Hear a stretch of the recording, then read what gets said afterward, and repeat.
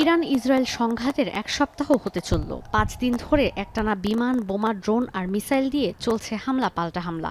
সংঘাতের শেষ কোথায় তা নিয়েও দেখা দিয়েছে নানা প্রশ্ন। দুই দেশই পুরোদমে সংঘাত চালিয়ে যাচ্ছে। যুক্তরাষ্ট্র ইসরায়েলকে সমর্থন করে বরাবরের মতোই ইরানের বিরোধিতা করছে, কিন্তু সরাসরি এই যুদ্ধে না জড়িয়ে নিয়েছে কৌশলগত এক অবস্থান। সামরিক হস্তক্ষেপের মধ্য দিয়ে যতটুকু আদায় করে নেওয়া যায় সে বিষয়ে ইসরায়েলকে চাপ দিচ্ছেন ট্রাম্প।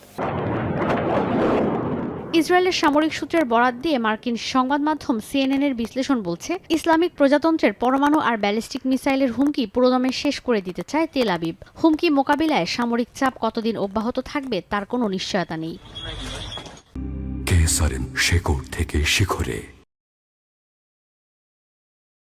যদিও ইসরায়েলের সামরিক বাহিনী বরাবরই যুক্তরাষ্ট্রের ওপর নির্ভরশীল, কিন্তু সাম্প্রতিক সময়ে মধ্যপ্রাচ্যে আরেকটি যুদ্ধ শুরু হতে দিতে না চাওয়া যুক্তরাষ্ট্রের ওপর ভরসা করতে পারছে না তেল আবিব। সূত্র বলছে, যুদ্ধে সম্পৃক্ত হওয়া নিয়ে ট্রাম্প প্রশাসনের সঙ্গে আলোচনা হয়েছে ইসরায়েলের, কিন্তু ডোনাল্ড ট্রাম্প সংঘাত থেকে নিরাপদ দূরত্ব বজায় রেখেছেন।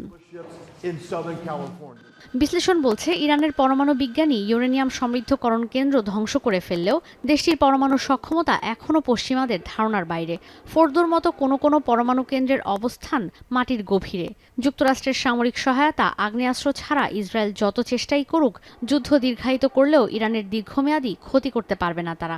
এমন সত্য উপলব্ধি করতে না পেরে মধ্যপ্রাচ্যে আরও একটি দীর্ঘমেয়াদী যুদ্ধের জন্ম দিচ্ছেন বেনিয়ামিন নেতানিয়াহু, এমনটাও মনে করছেন অনেকে।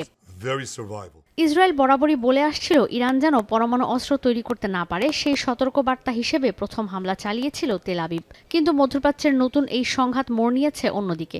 13 জুন শুরু হওয়া এই সংঘাতের পর পরমাণু শক্তিধর সব দেশই আত্মরক্ষার জন্য পরমাণু অস্ত্র ব্যবহারের কথা বলছে। কোনো কোনো দেশ ইরানকে সমর্থনের জন্য ইসরায়েলের বিরুদ্ধে নিউক্লিয়ার ওয়েপন ব্যবহারের হুমকি দিচ্ছে। এতে করে দ্বিতীয় বিশ্বযুদ্ধের পর প্রথমবারের মতো বিশ্বে তৈরি হয়েছে আরও একটি পরমাণু যুদ্ধের শঙ্কা।